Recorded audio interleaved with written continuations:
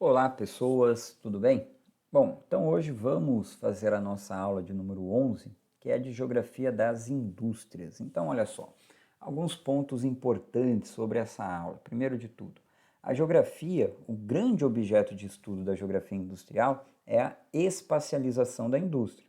E lógico, quais fatores influenciam na distribuição da atividade industrial pelo espaço geográfico. E isso é interessante a gente sempre fazer essa análise em cima das ideias aí sobre como que a produção industrial ela vem sendo influenciada no mundo. Em um primeiro momento, é interessante a gente observar a ideia de quais são os tipos de indústria que existem no planeta. Então, olha só, a atividade industrial ela vai ter a chamada indústria de base, que são bens fundamentais para a produção de outras indústrias, daí que vem o nome, que ela vai ser subdividida aí em dois grupos. Então, esses dois grupos eu teria, primeiro, o extrativista, como se utiliza equipamentos de grande porte, mesmo sendo empresas que retiram matéria-prima da natureza, por exemplo, a petrolífera, a indústria mineradora, só que a necessidade de um aporte de sistemas bem complexos, de grandes estruturas, acaba classificando essas atividades de extração de matéria-prima como atividades industriais. Tudo bem? Então é devido ao porte, à complexidade desse setor, tá? Aí a gente tem o exemplo de uma plataforma de petróleo, os equipamentos, aí, os tratores, né, os maquinários industriais usados para retirar minérios. E a de insumos, que seria o beneficiamento desses produtos. Por exemplo, a petroquímica, que pega da petrolífera a retirada do petróleo, depois ela vai produzir os diversos insumos do setor de petróleo. E também tem aí a metalúrgica. A metalúrgica é aquela indústria que vai, obviamente, pegar a matéria-prima e produzir ligas metálicas. Tem também a siderurgia, que ela vai fazer as ligas de aço. Tudo bem? Bom, essa indústria de base, como o próprio nome diz, ó, ela é a base para outros setores industriais. E aqui a gente tem um exemplo que seria indústrias que fornecem peças para outras indústrias. Por isso que o setor de bens de capitais também é chamado de indústria intermediária. Ela está entre a de base e a de bens de consumo. Mas, percebam, eu tenho indústria de peças, um setor aí importante é o setor automobilístico. Tem também aí a indústria de grandes implementos.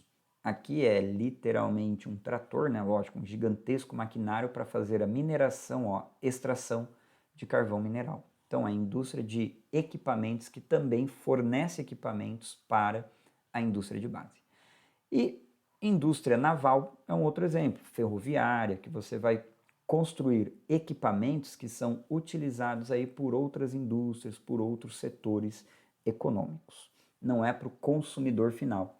Quando o produto vai para o consumidor final, o próprio nome já diz, indústria de bens de consumo, que aí a gente subdivide ela naqueles que o uso tem um tempo limitado, a chamada indústria de bens de consumo não duráveis, alimentícia, calçadista, têxtil, e a de bens duráveis, automobilística, de móveis, eletroeletrônicos. Bom, então, lógico, hoje em dia, a sociedade do consumo, você tem a chamada obsolência programada. E aí o que acontece? É muito comum se ouvir, pô, eu fico mais tempo com uma calça jeans do que com o celular. Sim, mas não é que você deixa de usar o celular porque o uso dele é limitado em um tempo muito curto. A tecnologia dele é, mas o aparelho está lá. Por isso que eu considero um aparelho bem durável.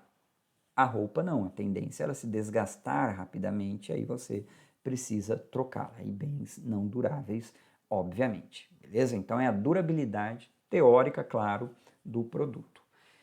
E a indústria, todas as nações do mundo que conseguiram se industrializar são nações aí que tinham capitais. Pensa aí a Revolução Industrial. O Reino Unido tinha esse poder financeiro para conseguir aí criar, desenvolver, sustentar a atividade industrial. Então, financeiramente falando, eu vou depender do investimento inicial esse investimento inicial tanto é dentro da indústria, o que a gente chama de economias internas, como fora da indústria, no espaço que a indústria vai ocupar, o espaço geográfico mesmo, em torno dela. Por exemplo, a cidade que ela vai ocupar, que são as economias externas. Então, os atributos que o espaço dão para a atividade industrial. Um exemplo bacana aqui é de economia externa, olha só, atrativos estruturais. Por exemplo, sistema de transporte, geração de energia. Então, a eficiência dessas estruturas tendem a atrair, favorecer a produção das empresas. E outro fator externo são fornecedores de insumos. Então, áreas industriais que terão fornecedores de matéria-prima, de equipamentos industriais, peças, que a minha atividade industrial seria aí dependente, beleza? E dentro da empresa, olha só, os fatores internos dela, valor agregado do produto. Então, empresas que têm produto de alto valor agregado, claro, houve um grande investimento em desenvolvimento na mão de obra, que tende a ser uma mão de obra mais qualificada. O volume da demanda.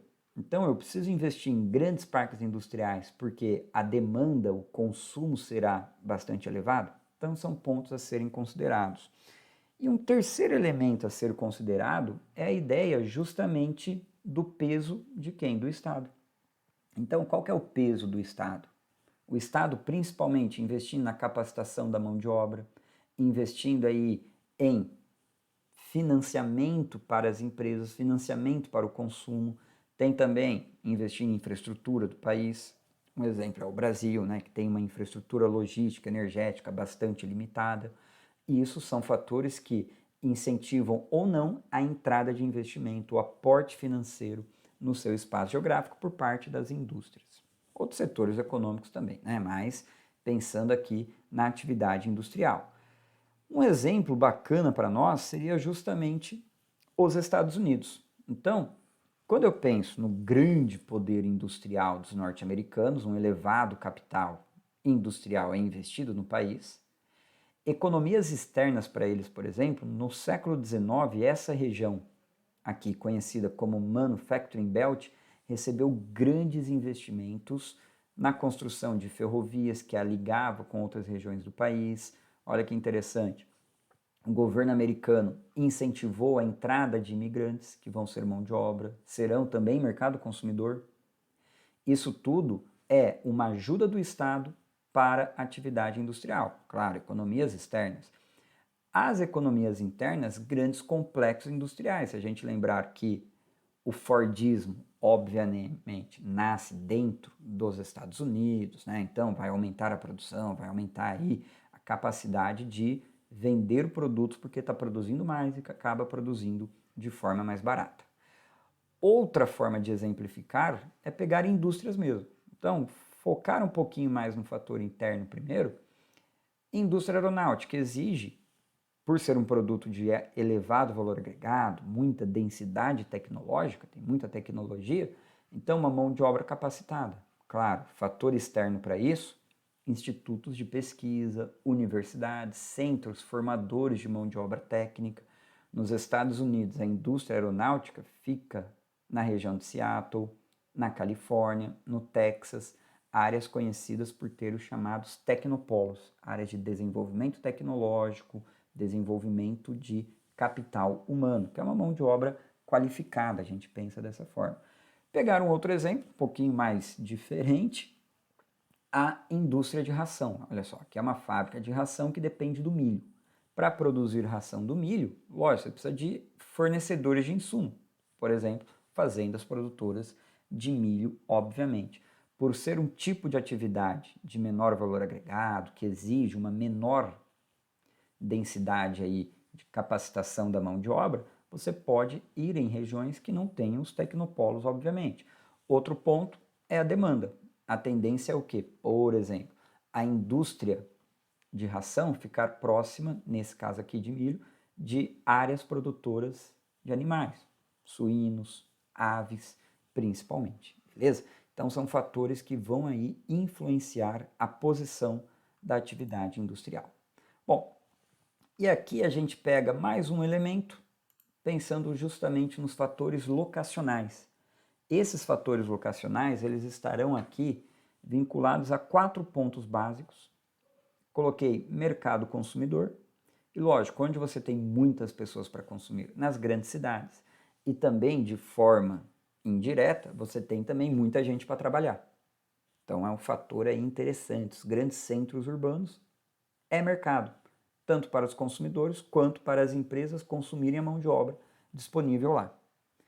E tem mais 3 elementos aqui, eu até dei uma citadinha, ó, capital humano, aquela ideia de uma mão de obra qualificada, capital físico, a infraestrutura que tem no território, ferrovia, hidrelétrica e assim vai, capital natural, que seriam os recursos naturais da região.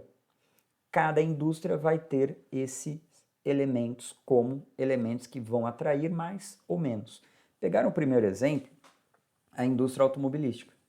Então, para fabricar carro, o que você precisa? De grande fornecimento de peças. O que a gente imagina? Várias peças chegam até as montadoras de veículos, a montagem do veículo vai dar o quê? Um produto final maior, lógico, do que as peças. E, apesar da robotização, eu ainda preciso de um elevado número de trabalhadores, não como antes, da época do Fordismo, mas ainda precisa de muitos trabalhadores. Então, como o produto vai ficar maior, o produto final é maior, eu fico próximo de 100 consumidores. Como eu tenho a necessidade de mão de obra, também fico próximo de grandes concentrações de pessoas. É uma tendência da indústria automobilística. Vem mudando essa tendência. Daqui a pouco a gente vai falar disso. Um outro setor, para ilustrar mais, aqui eu tenho uma indústria de alumínio, uma metalurgia, que é chamada também de indústria energointensiva. Motivo? Exige uma grande quantidade de energia, de matéria-prima. Olha só onde ela fica. Energointensiva, perto de capital natural. Uma fonte de energia, ó, hidrelétrica, é uma fonte de energia barata, e é capital físico. Só que para ter hidrelétrica eu preciso de rios de planalto. E outras áreas aí da indústria de base, metalurgia, siderurgia também, vão precisar de infraestrutura logística. Por exemplo, ferrovia, portos, porque o peso do produto, o volume do produto é muito grande e o valor agregado é baixo.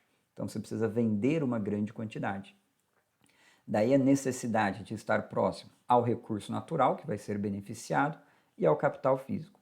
Um outro ponto importante aí, vamos pensar, para produzir alumínio, eu tenho que pegar um minério chamado bauxita, capital natural, tem que estar lá perto. Só que a bauxita ela vai ser purificada. Então, o produto final é menor que o insumo que a sua empresa recebe, que é o minério de bauxita. É o contrário da indústria automobilística. Por isso que vale mais a pena você ficar próximo de capital físico, capital natural, porque o seu produto final é menor, é mais leve, é mais fácil para ser transportado. Claro que aqui é uma indústria de bens de produção, né? Então, para as outras indústrias, beleza? Bom, dessa forma, vamos para mais um. Ó, indústria de bens de capital, equipamentos pesados. Como é um setor mais restrito, o mercado consumidor dos equipamentos é mais restrito, a tendência é o quê? Você não ter uma grande necessidade da proximidade ao mercado consumidor, só que são indústrias que precisam de uma relativa elevada mão de obra e também exigem muita matéria-prima, infraestrutura, porque por vezes são equipamentos de grande porte, pesados. Então é uma indústria que ela tem aí uma influência maior desses 3 fatores: o físico, o natural e áreas de consumo, beleza? Então ela é um pouco mais flexível, geralmente vai depender muito do produto de maquinário que está sendo produzido, beleza? Bom, outra questão interessante é quando eu penso nesse tipo de empresa, de alta tecnologia.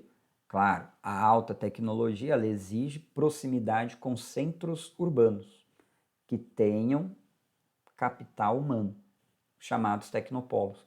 Nos Estados Unidos, Vale do Silício, por exemplo.